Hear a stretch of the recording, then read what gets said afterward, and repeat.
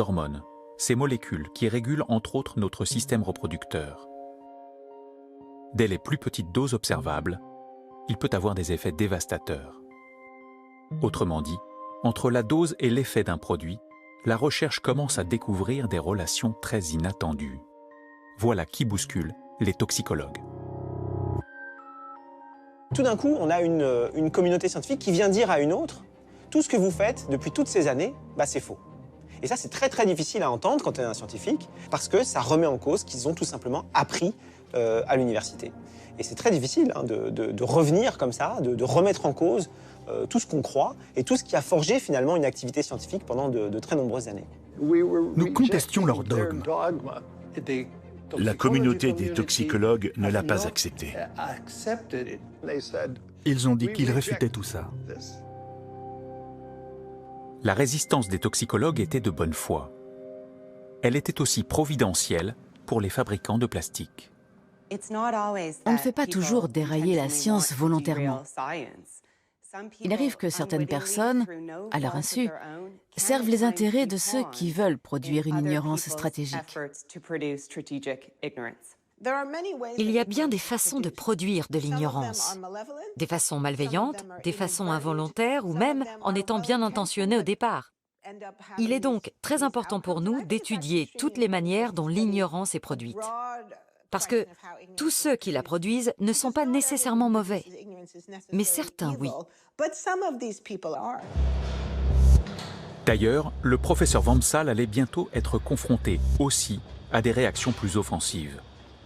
Car ses recherches sur le bisphénol A menacent des géants.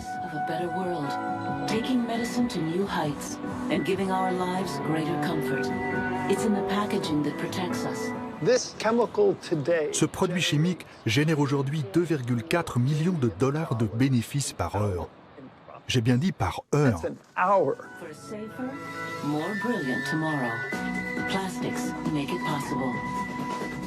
C'est comme si on avait marché sur le pied d'un éléphant. L'article scientifique de Frédéric Wamsal est sur le point de paraître quand un représentant de l'industrie vient lui proposer un arrangement pour suspendre la publication. On était furieux qu'ils pensent pouvoir acheter notre silence. L'article est publié, la pression se fait plus forte.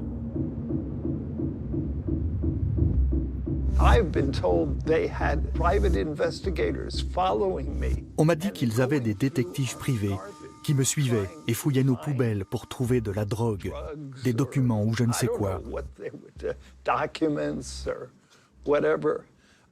Ils ont fichu la trouille à ma femme. Elle avait peur qu'ils me tuent.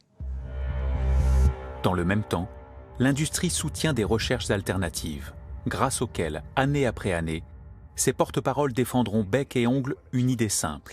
Les faibles doses ne peuvent pas être dangereuses.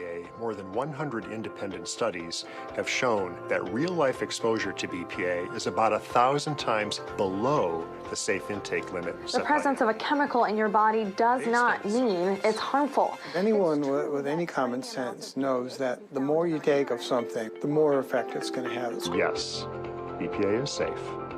Moi, je dis une chose, les industriels en disent une autre. Donc il fallait expliquer d'où provenait cette différence de discours. Wamsal veut comprendre. Il collectionne les études publiées sur le sujet.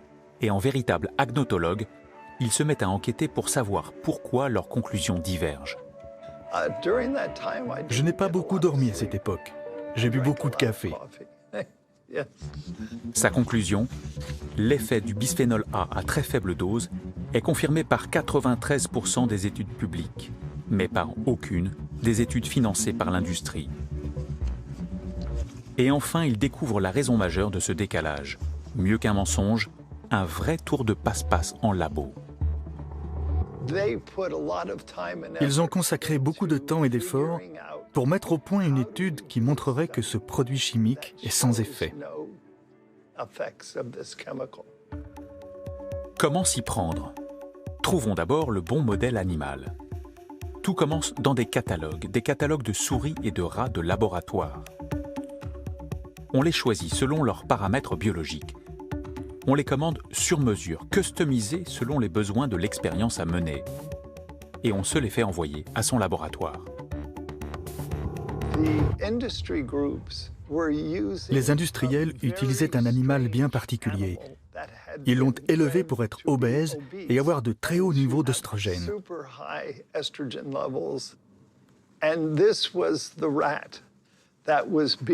C'est ce rat-là qu'ils ont choisi pour essayer de montrer que le bisphénol A n'est pas dangereux. Si vous cherchez à montrer que le bisphénol A n'est pas une molécule œstrogénique, alors vous sélectionnez un rat chez qui le bisphénol A ne se transforme pas en œstrogène.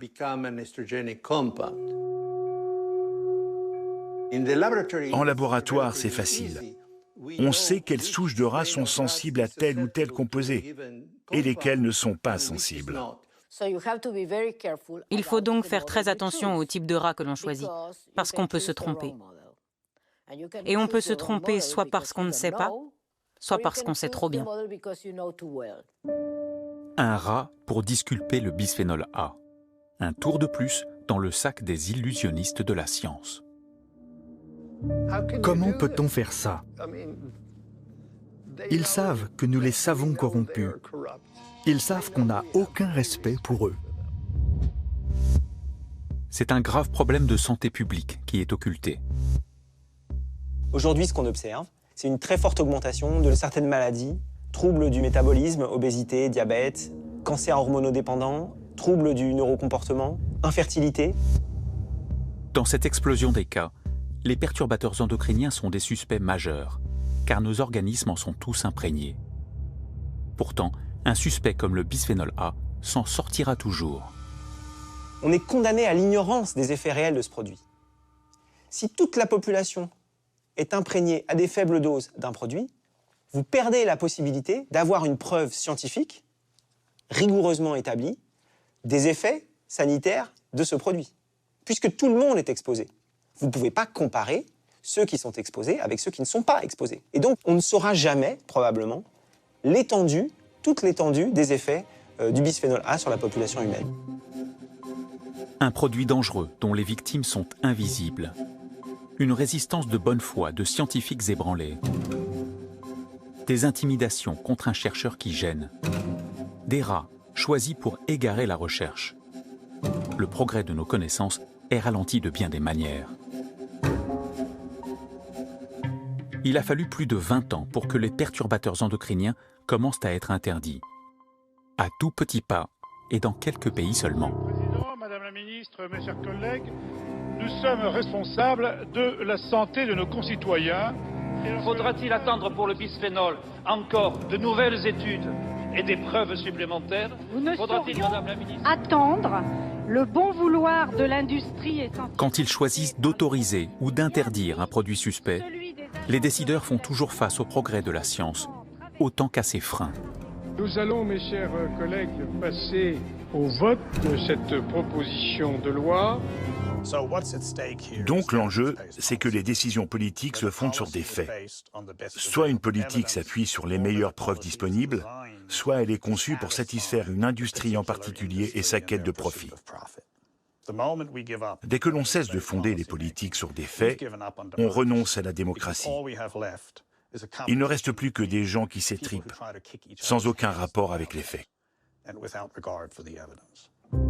Il peut être en verre ou en plastique, mais désormais le biberon, c'est sans bisphénol A. Cet après-midi, le Parlement a interdit la vente et la fabrication des biberons qui en contiennent, mais l'interdiction porte seulement sur les biberons. Ce jour-là, l'interdiction ne concerne qu'un seul perturbateur endocrinien, présent dans un seul article, vendu dans un seul pays. Une victoire au compte-gouttes.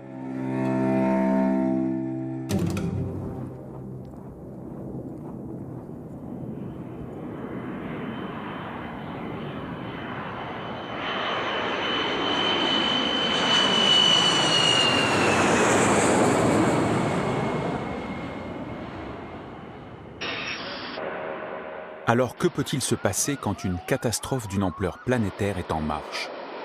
Quand la Terre elle-même paraît menacée par les excès de l'ère industrielle? Les observations scientifiques semblent sans appel. Cette fois, comment peuvent réagir les industriels ?